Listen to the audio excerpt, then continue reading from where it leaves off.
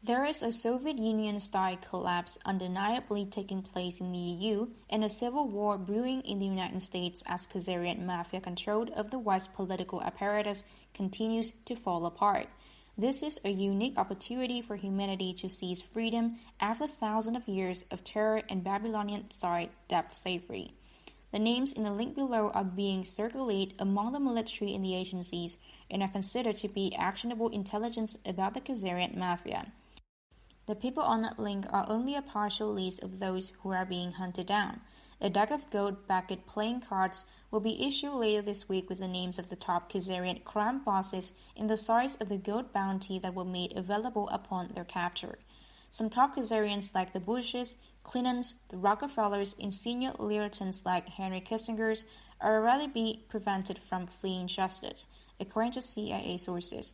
The Khazarian mafia rats who are able to run and hide have already begun to do so. Baron David the Rothschild, the Swiss-based head of Rothschild Continuation Holdings and of the UK-based N.M. Rothschild, the effective head of the Rothschild clan, has gone off the radar, according to CIA sources. The group is now being run by the deputy chairman, they say. The phone number at their Zug, Switzerland compound also seems to be no longer working. However, a CIA source in Europe says he talked to Rothschild last night, says not only that the Rothschild not in hiding, but that they believe they will be the only ones standing where the dust settles. Certainly, if they were the ones who pushes carbon trading as an alternative to kill 90% of the world's population, they won't face charges of genocide and mass murder like the Bushes and the ilk. The Chinese government seems to think they're okay since they have told the heads of over 20 countries they favor a Rothschild-wide drug society alliance. Chinese government sources say. No formal deal has been reached as of this writing, but contact has made just 1 hour before the July the 10th deadline passed. In any case, an interesting development. Mass murderer, top Khazarian mafia henchman and Israeli Prime Minister Benjamin Netanyahu is being investigated by Israeli authorities for massive money laundering in very high amounts, meaning billions of dollars, according to Mossad sources. For this reason, Netanyahu has already made preparations to flee to his hideout in Patagonia, Argentina. The source says either a Netanyahu double will stay behind to take a rap, or else Netanyahu will fake his death through heart attack or stroke. However, the real deal is off to the cold country, the sources say. This could be a reference to the Nazi Arctic bases, the source admits. Netanyahu may be seeking to hide because the Khazarian mafia situation in the U.S. is reaching a boiling point, multiple sources inside the Pentagon and agencies agree. The focus of the anger is the fact that FBI refused to press criminal charges against Hillary Clinton, even though FBI Director James Comey publicly accused her of crime. Here is how a Pentagon source summarizes the situation. The mass outrage at Hillary's staking in Department of Justice corruption unites the GOP, military, intelligence, law enforcement community into a powerful force for regime change against the backdrop of global currency reset in a new republic with gold-backed currency. Even though Hillary Clinton avoided criminal charges, her presidential bid has been effectively destroyed by the negative publicity surrounding this fiasco. She's damaged goods, who lost the public trust and any chance of winning the White House, since she may be denied security clearance and classified intelligence briefings, the Pentagon sources explain. The source also says President Obama hates Hillary and leaked the email server information in March 2015 to make sure Hillary won't win, even as he pretends to campaign for her. Comey's press conference also left on public record many grounds for Hillary to be charged with crime in the future. This includes leaking state secrets to Israel, gross negligence with classified information, perjury to Congress over Benghazi, and much more. Public outrage has already forced the U.S. State Department to announce they will reopen the investigation into her emails.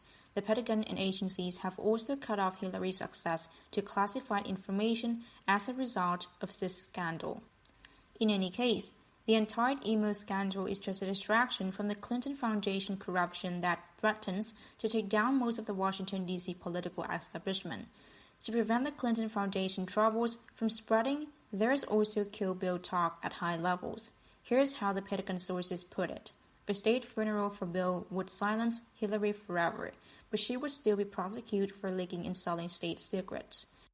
Since Bill Clinton is the son of Winthrop Rockefeller, the Rockefeller faction of the Khazarian Mafia would be trying to distract from Hillary's problem by starting a race war. This was the seeming objective of the last week's Dallas police shooting, which may or may not have involved the actual killing of 5 police officers by a man claiming to hate whites. The Rockefeller hand can be seen in the funding of the hate group Black Lives Matter. It can also be seen as David Rockefeller's grandson Mark Zuckerberg's Facebook put up a huge Black Lives Matter banning on its headquarters after the Dallas incident. Also, the Rockefeller-controlled United Nations Corporation, followed by condemning structural and institutional racism in the U.S. Despite this, Pentagon sources promise the George Soros-sponsored terror group Black Lives Matter will not be allowed to start race wars, to install martial law, or suspend elections. Several sources also warned there would not be a big attempt to use paid thugs to disrupt the Republican convention due to start next week. Many sources say they expect riots and trouble throughout the summer and heading into the autumn in the U.S. One Pentagon sources went so far as to say that he was concerned civil war has already started in the U.S. The situation in the EU has also degenerated to the point that NATO Secretary General Jens Stoltenberg admitted, "We are in the new situation, which is different from anything we have experienced before." Although he has referred to relations with Russia, he was also admitting the world was entering uncharted territory. This is because the United Nations Corporation, the EU, and the US are all bankrupt, as are the subsidiary organizations like the World Bank and the IMF. At least the scenario for the collapse of the EU has already been charted by the collapse of the Soviet Union. It will mean that the EU countries will leave one by one until a more democratic and transparent European structure, one that includes Russia, is established. The public squabbles between various EU leaders and factions since the British people decide to restore their independence make this evidently clear. The fighting has included Italy proclaiming a €150 billion funds to save its collapsing banking system, only to have the Germans publicly rebuke them and say they would not pay. Then Italian Prime Minister Matteo Renzi retorted by saying Italian banks' problems were tiny compared to the derivative problem of other European banks. This was widely interpreted to mean Deutsche Bank.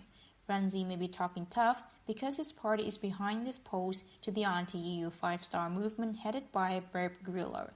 Also, a €29 billion German bank has effectively gone under and may trigger the domino effect.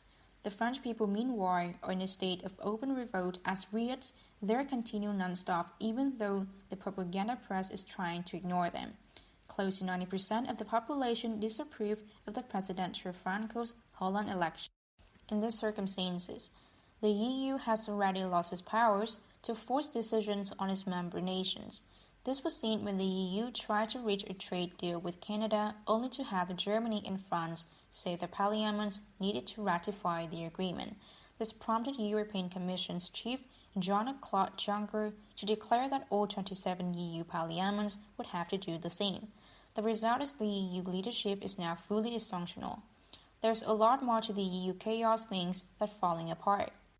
In the newly independent UK, meanwhile, the official release of a long-delayed two-court report makes it abundantly clear that the Iraq invasion was illegal and Bush-stooge Tony Blair is a war criminal. The British is now seriously reconsidering keeping a military alliance with the US so long as it remains in the control of the Khazarian Mafia. The same is happening with the Turks, who have done a 180-degree turn around vis-a-vis Russia. Last November, they shot down a Russian warplane and asked NATO to start a war with Russia. Now, according to Turkey's news report, they have invited Russian troops into Turkey. These reports were later denied, but clearly, the NATO country with the second largest military after the US is thinking of joining Russia and China in the Shanghai Cooperation Organization, together with India, Pakistan, Iran, Egypt, and Israel. That will leave Saudi Arabia completely frontless unless it too abandons its alliance with the Khazarians. The loss of Saudi oil money will be a fatal blow to the Khazarians. Of course, the giant Khazarian mob says they are going to go down fighting, and we can expect provocations in areas like the South China Sea, incidents involving North Korea, terrorism, bombings, false flag attacks, and etc. Nonetheless, it is clear humanity is winning the battle for the planet Earth.